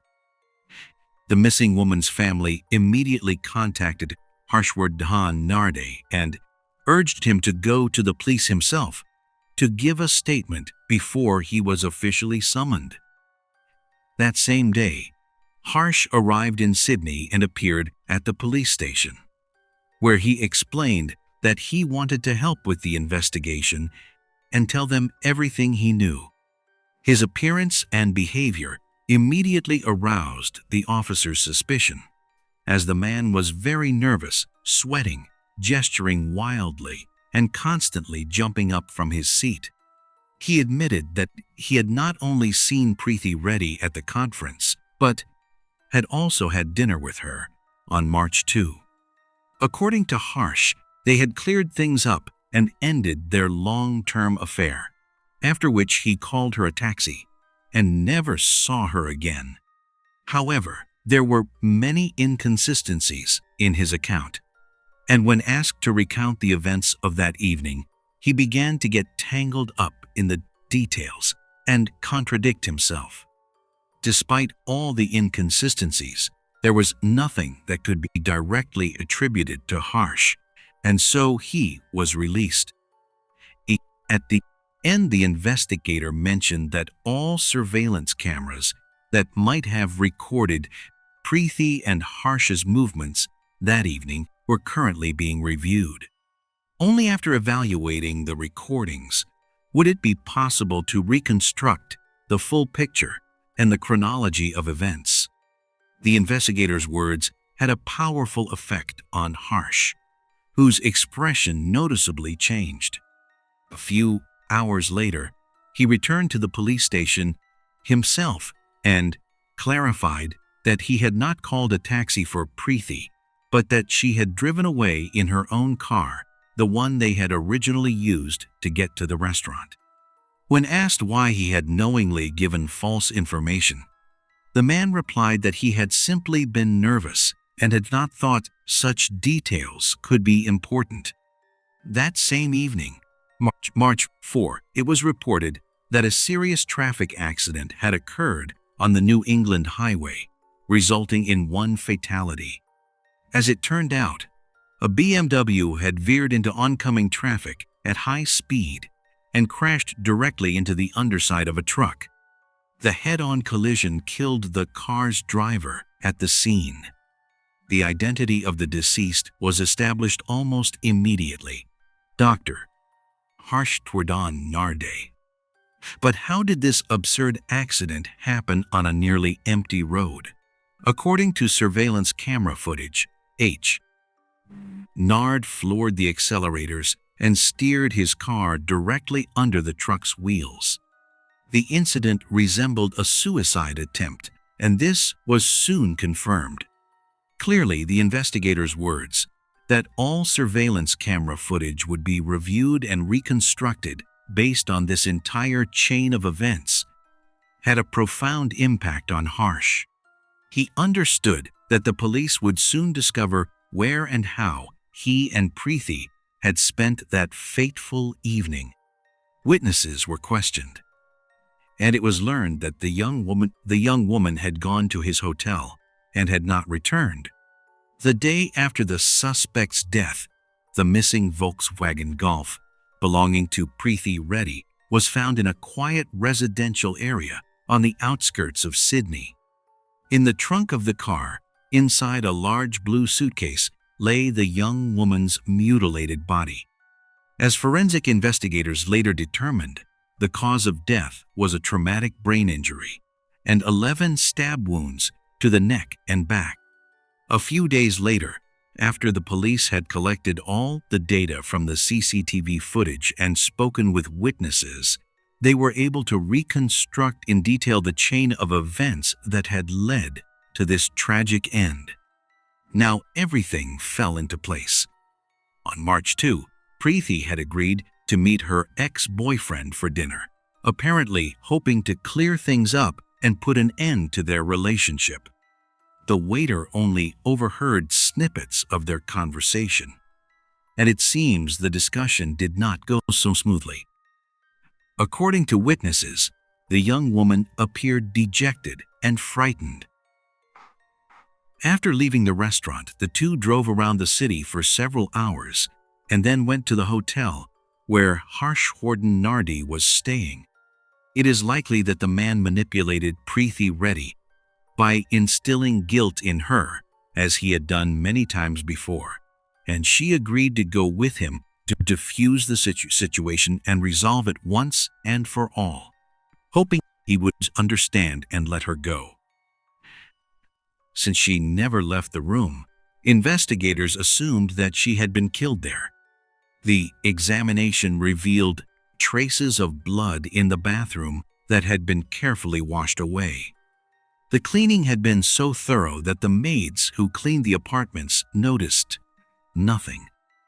Most likely, Preethi had gone to the bathroom to call her lover, But Harshwardhan Narde overheard her conversation and, as soon as she hung up, attacked her from behind in a fit of rage. He struck her on the head and then stabbed her in the back and neck with a knife in a chaotic manner. After the crime, the man dressed himself and, with an unperturbed expression, went to the reception desk, where he extended his stay by another day. He then had breakfast in the hotel restaurant and went to the nearest shops, where he bought a large blue suitcase and several containers of laundry and cleaning supplies. He then returned to his room with his purchases and did not leave it again until evening. After a few hours, Harsh went back to the reception desk, said he was checking out, and asked for help carrying his belongings. The employee carrying the suitcase wondered why it was so heavy. But Harsh calmly replied that he had simply bought too many gifts for his relatives. He loaded his things into the trunk of the Volkswagen Golf and then drove to the outskirts of town, where he parked the car in an inconspicuous yard in a residential area, knowing that no one would notice it there for a long time. Harsh then retrieved his BMW from the parking garage and drove home to Tamworth. On the way, he stopped at a gas station, filled up his tank, and had a coffee. According to the recollections of several witnesses who identified Harshwardhan Narde, his phone rang incessantly, but he rejected or ignored the calls. It later turned out that it was Nithya, desperately searching for her sister. The man believed he had committed the perfect crime and covered his tracks. Therefore, the police would not be able to find him, and even if they did, they would have no evidence against him. However, he had not considered that everywhere he had appeared with Preeti that day, there were surveillance cameras installed, the recordings of which would easily identify him.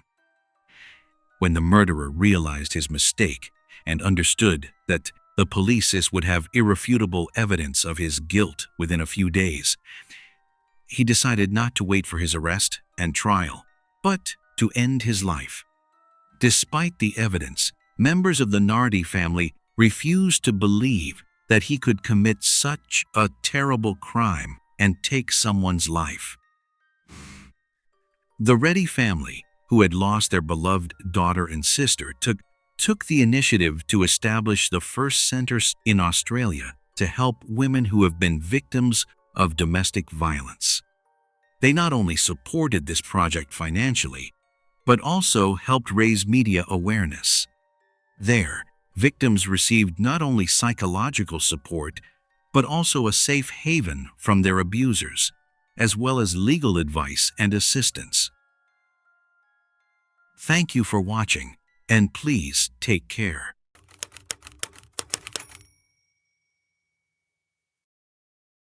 Even among notorious violent offenders, there are people who stand out because of their particular cunning and cruelty. True monsters. Today's story is about exactly such monsters in human form. The desire for adventure is characteristic of certain personality types. However, such desires can be full of danger. When a person ventures far away from familiar surroundings, they risk encountering aggressive people and sometimes even real monsters. Chris Farmer and Peter Frampton met during their school days when they were both teenagers. This meeting proved to be fateful. From that moment on, they felt deeply connected to each other. Peter's calm and balanced nature counterbalanced Chris's impulsiveness. Their relationship developed gradually, consciously, and maturely. Aware of how important a solid foundation would be for their future family happiness, the couple decided to postpone marriage until they had completed their studies. They agreed on this. Before starting a family, they needed to achieve financial stability and security for the future. Chris insisted on this position because he sincerely believed that a family should be built on a firm financial foundation, and Peta shared his conviction. The young couple were sociable and active. They regularly attended lively parties and other events. Even as a young boy, Chris had firmly decided to dedicate his life to medicine and become a doctor. This intention became the foundation of his entire life. At the age of 25, Chris successfully completed his medical studies and earned his degree, while his partner completed her law degree. They grew up in Greater Manchester, England. Chris came from a large family. He had 2 brothers and 2 sisters. Thanks to their hard work and determination, the couple managed to become financially independent from their parents, succeed in prestigious professions, and build a respectable life for themselves. Their love of travel led them on fascinating journeys through various European countries, exotic places such as Morocco and other parts of the world. In 1777, the young man and his companion left home and set out on a long journey around the world. They wanted to celebrate their success and reflect on their future. After traveling for several months through the vastness of Australia, where they enjoyed the beauty and culture of the country, the young couple set off for the Pacific Islands, continued along the west coast of the United States, and eventually reached Central America. Chris carefully documented the journey with notes and video recordings, creating an impressive archive of memories that captured the unique moments of the trip. The filmed material was regularly sent home to the family, along with letters, allowing their loved ones to experience the events through Chris's eyes, even though they were far away. In June 1978, Chris and Peta's families received another letter from them. The couple reported that they had met an American sailor and yacht captain named Silas Boston, who had offered them a short cruise along the Caribbean coast. For them, this seemed like a wonderful opportunity to combine pleasure with adventure and spend part of their trip on the open sea. Chris had loved sailing since childhood. He spoke enthusiastically about his new acquaintance, Captain Dwayne Boston, whose boat also carried 2 boys, his own sons, Vince and Russell. The trip was supposed to last about 2 weeks, so the families expected the next letter to arrive later than usual. However, much more time passed before the relatives heard from the couple again, and their concern began to grow. The journey should not have posed any serious problems for Chris and Peta. The couple had already faced many different challenges and had managed them successfully. In addition, Chris knew a great deal about sailing. Since childhood, he had pursued his favorite pastime and had crossed small bodies of water many times in his boat. Captain Dwayne Boston jokingly referred to himself as a true Caribbean pirate, and this description proved to be more accurate than it initially seemed. As he himself admitted, he transported passengers on his approximately 10-meter-long yacht. At first, the journey seemed varied and exciting. Most days were active and included fishing, walks along beaches, and exploring interesting places through dense tropical forests.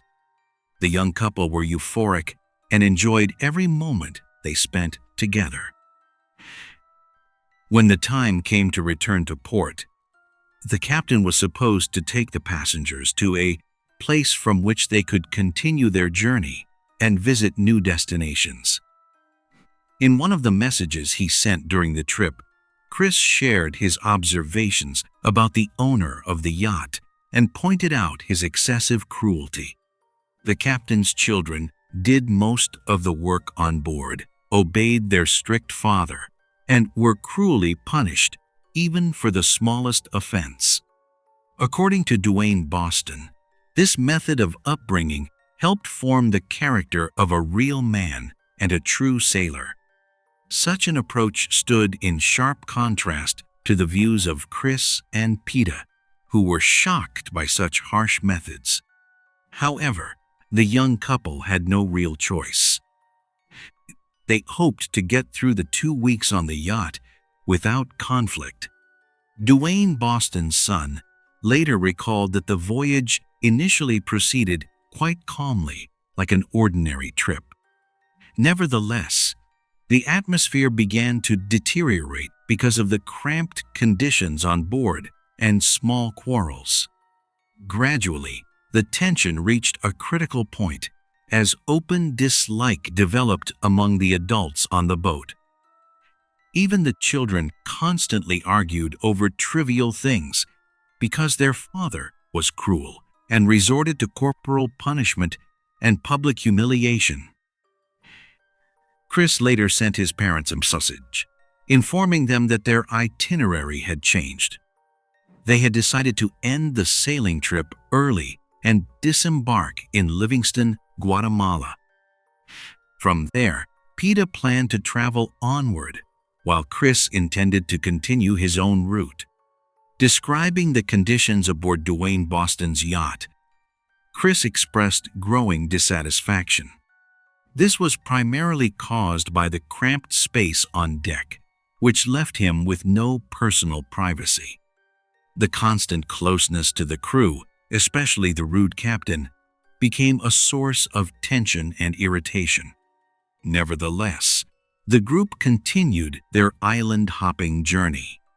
At one point, the captain dropped anchor near another island. Around noon, the crew went ashore and headed toward an old lighthouse near which a party was taking place. The party, with its barbecue and abundance of alcoholic drinks, lifted everyone's spirits. The entire group gave themselves over to the celebration, which later became one of the last beautiful memories before the tragic end. The following days were marked by a disturbing silence from the young travelers. This caused their relatives to worry. Peta also sent letters to her family. In her last message, the young woman complained about the tense atmosphere aboard the yacht. Duane constantly criticized his sons and expressed dissatisfaction with every little thing. She felt that he had a difficult personality and that the situation was becoming unbearable. The Perfect Advent Gift is available on Amazon. Link in the description. Unfortunately, the interruption in communication between Chris and his relatives was soon followed by silence from Peta as well. What exactly happened after that was not immediately clear. The situation was made even more difficult by the limited communication possibilities of that time. The parents learned that Guatemala was then in the middle of an active phase of civil war. Although Livingston was far from the main combat zones, the presence of foreign nationals still created increased risk. The region was full of criminal gangs, and the trade in illegal substances was one of their main sources of income. This information caused deep concern and raised serious doubts about the fate of the young couple. Guatemala's dense forests were an ideal place to kidnap unsuspecting travelers and hide their bodies. If local gangs abducted tourists, the chances of finding them were very small. Moreover, getting lost in the jungle almost certainly meant death, especially for unprepared travelers. The relatives of Chris and Peta joined forces and made desperate attempts to locate the couple.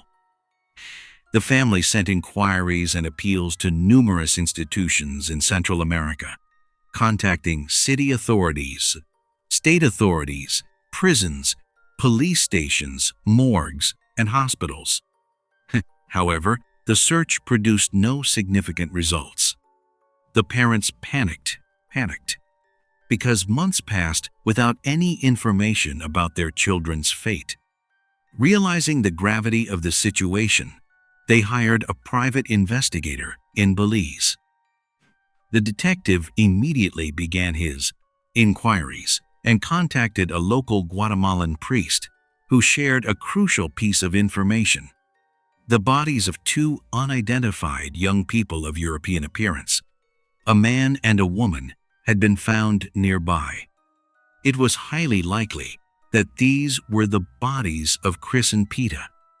Any remaining hope that the couple's mail had simply been delayed was finally shattered. The discovery was grim. Local fishermen found two human bodies not far from the shore. The victims had been brutally murdered. Their hands and feet were bound. Plastic bags had been placed over their heads, and weights had been attached to their limbs to prevent them from rising to the surface after they were thrown into the sea. It was obvious that the cause of death was deliberate murder. The forensic examination revealed signs of severe physical abuse and torture. It became clear that the victims had still been alive when they were thrown into the sea. This was a devastating blow to the families. They felt that the victims were their loved ones. Since the victims' identities were unknown when the bodies were discovered, they were buried in an ordinary Guatemalan cemetery in an unmarked grave with white crosses. To identify the victims, the bodies had to be exhumed and their dental records from the United Kingdom compared. The process was slowed by technical problems and a lack of attention from local authorities. Everything encountered bureaucratic obstacles. Only after a long time and much effort was it officially confirmed that the deceased were indeed the missing couple, Chris Farsar and Peta Frampton. The victims' families were tormented by one question: who could have committed such a crime against their beloved children? The young man and woman were considered quiet, friendly people with no connection to crime. Their families could not imagine why anyone would want to take their lives. Sadly, the answers to these questions came only 37 years later. Investigators on both sides of the Atlantic worked on the case, but they were unable to uncover the truth. As early as 1981, English police officially closed the case without informing the victims' families. For years, Chris's younger sister, Penny Farmer, sent letters connected to her older brother, remembered important dates such as birthdays and other holidays, and hoped for answers, but in vain. All of this had a profound emotional impact on the relatives of both families, who had to cope with the loss of their beloved son and daughter. Endless calls and inquiries to foreign authorities, ORCIs, newspaper offices, and law enforcement agencies produced no result. The families tried with all their strength to achieve justice and speed up the investigation. Chris's father waited in vain for answers. He died in 2013. Finally, Chris's sister took matters into her own hands. Penny's talent as an internet investigator awakened. She decided to begin her own search for the truth. The initial information was extremely limited. The only real clue was the name of the boat on which the couple had made their final voyage. Thanks to her persistence, Penny managed to track down a man named Silas Duane Boston, the owner of the sailing vessel Justin B.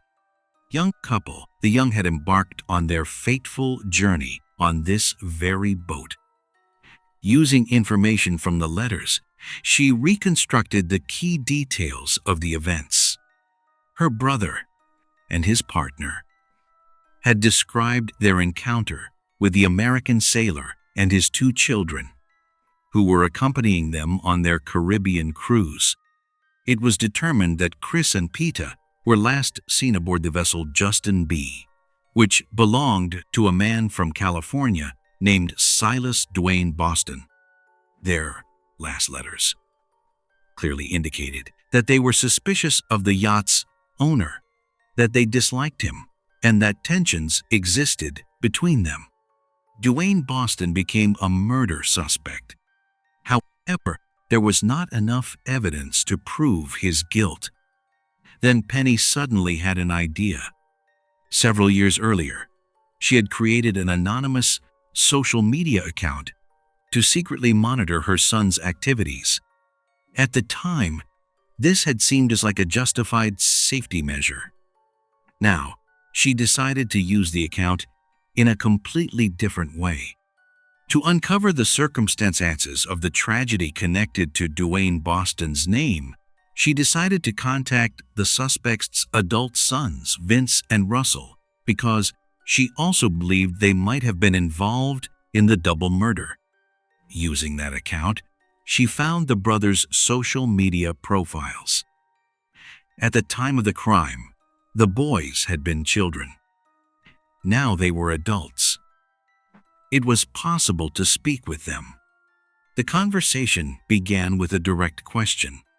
Penny explained that she knew about the tragedy and wanted to understand the circumstances surrounding the deaths of her loved ones. One of the men ignored the message, while the other agreed to discuss the situation further. It later emerged that both brothers were under immense psychological pressure because of the incident and deeply regretted that tragic day. According to Vince, his father was a real monster.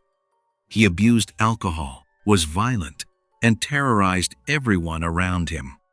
Once, after drinking too much, he lost control and committed a double murder directly on board the yacht.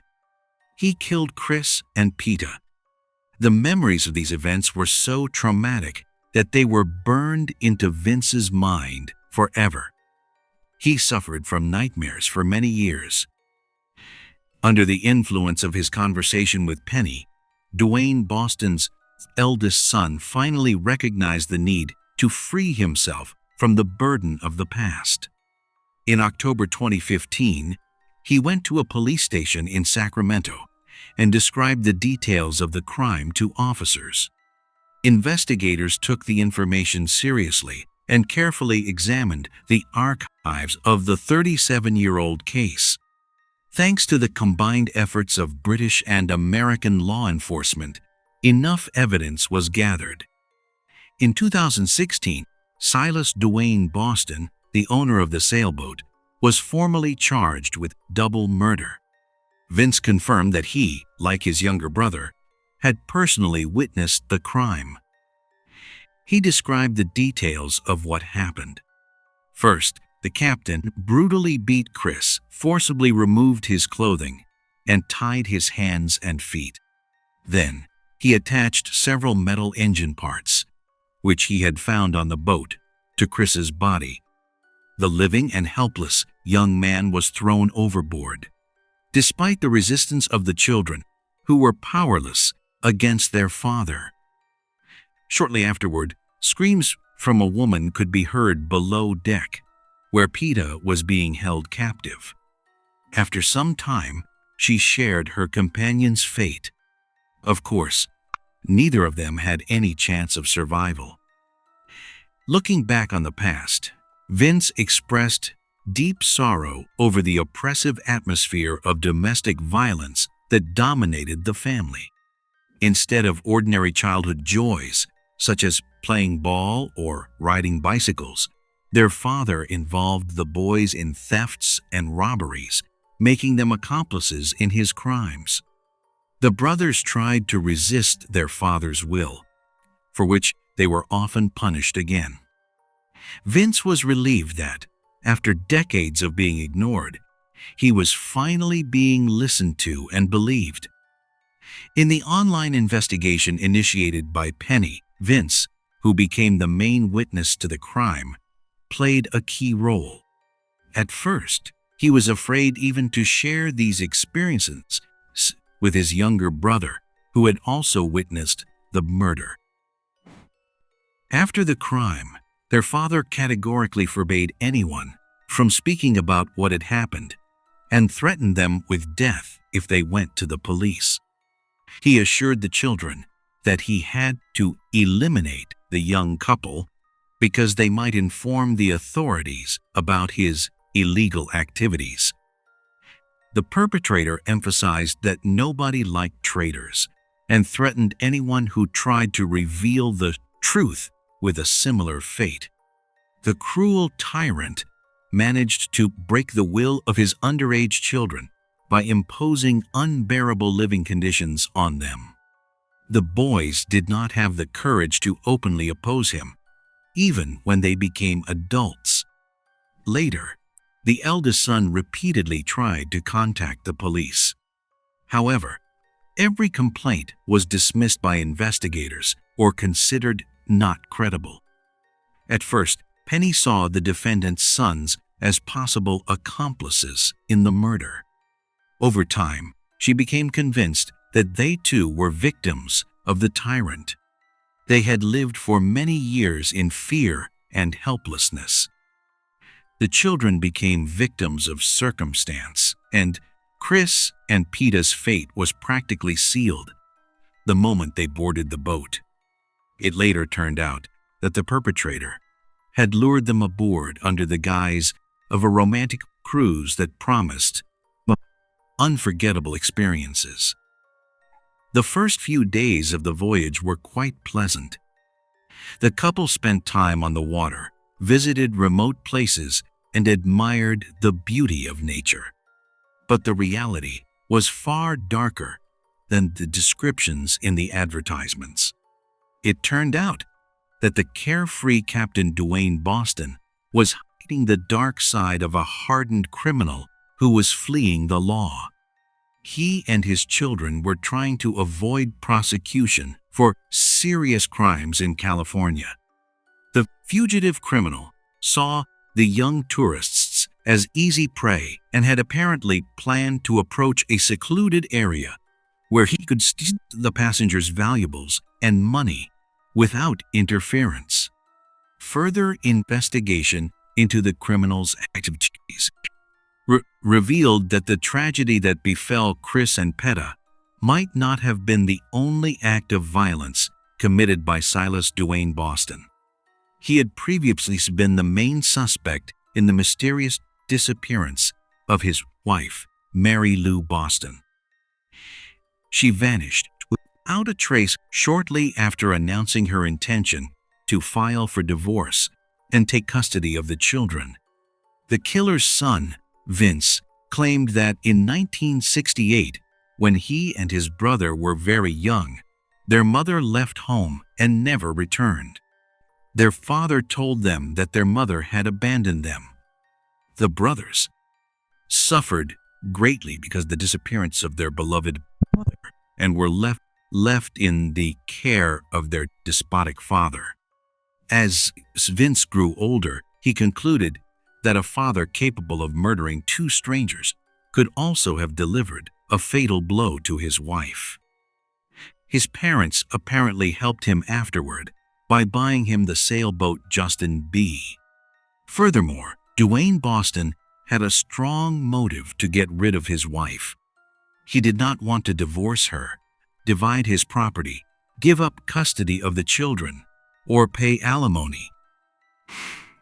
The grandmother told the children that Dwayne had confessed to her that he had shot his wife in the back and then hidden her body somewhere.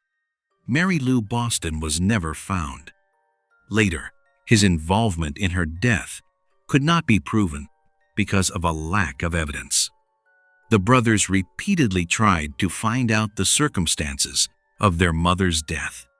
However, their father avoided the subject every time they tried to raise it. Once, during one of his drunken outbursts, he brutally punished the children for asking questions about their mother. From then on, they were afraid to mention the subject. The childhood and adolescence of Vince and Russell Boston were a constant balancing act on the edge of danger. Their father, who frequently suffered from alcoholism, transformed into an aggressive and unpredictable tyrant, ready to unleash his anger on his children. Duane became dangerous, constantly yelling at the boys and starting fights at the slightest provocation. For them, this boat trip was one of the most horrific experiences of their lives. The children constantly feared that they might suffer the same fate as Chris and Peta. Duane usually organized day fishing trips for tourists and only once decided to undertake a longer voyage with 2 innocent victims. When Vince remembered the deceased couple, he noted that Chris and Peta were distinguished by their kindness and attentiveness to others. Every evening, they devoted time to the boys, teaching them new skills and sharing knowledge with them.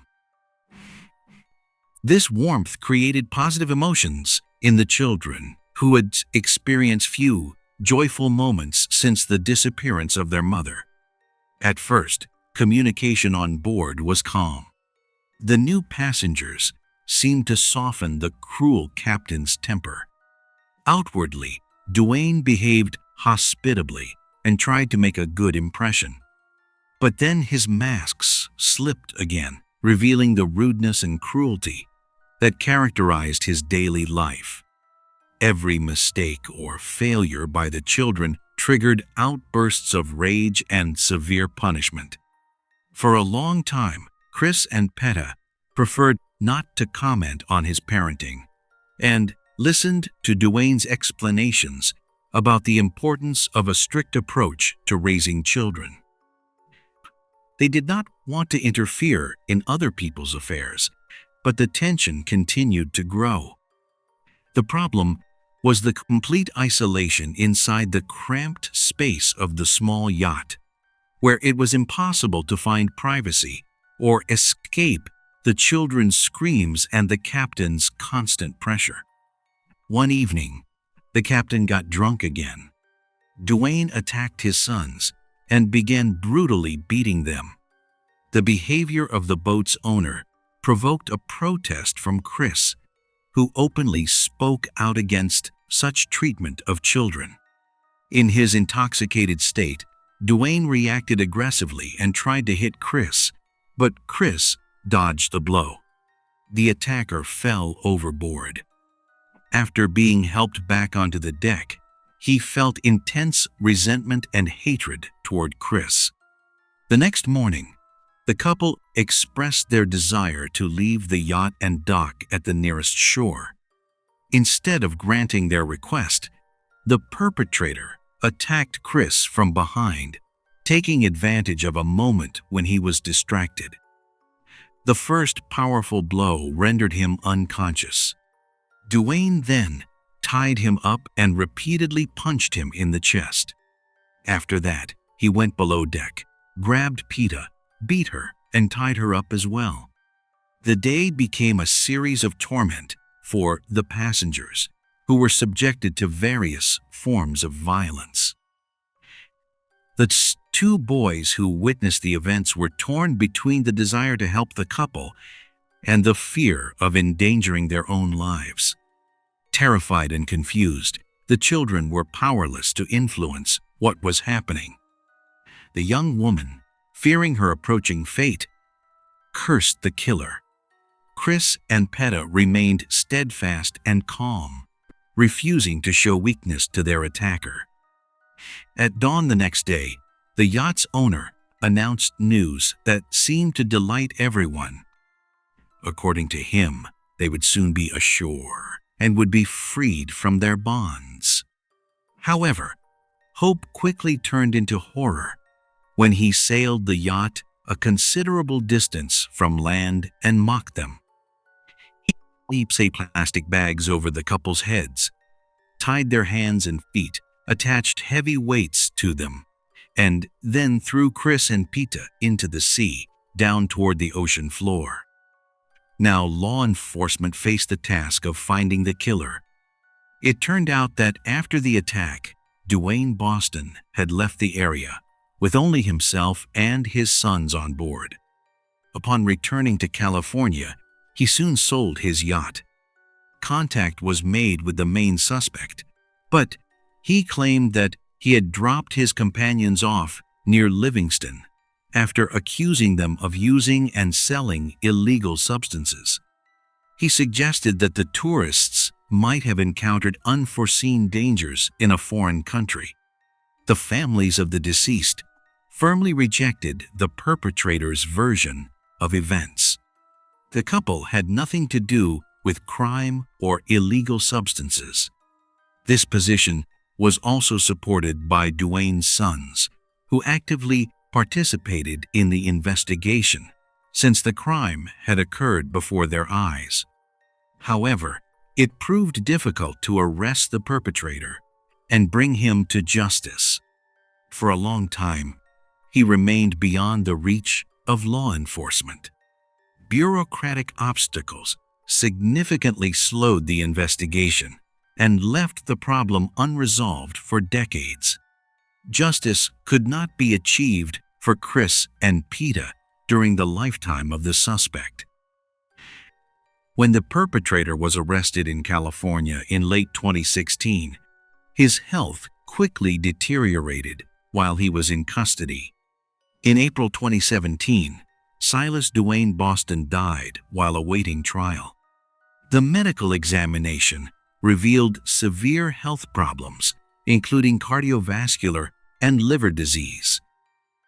Doctors determined that after being informed about his approaching trial, he refused to follow medical advice and take his prescribed medication, which caused his health to worsen rapidly. Penny Farmer, Chris's sister, saw this as an act of cowardice and a refusal to be held accountable for his actions. In her opinion, he deliberately chose to let his life end rather than appear in court and admit his guilt. Chris's family felt that the perpetrator's death was yet another blow because it destroyed their hope for justice. Peta's parents also passed away and did not live to see this case resolved. Thank you for watching, and take care.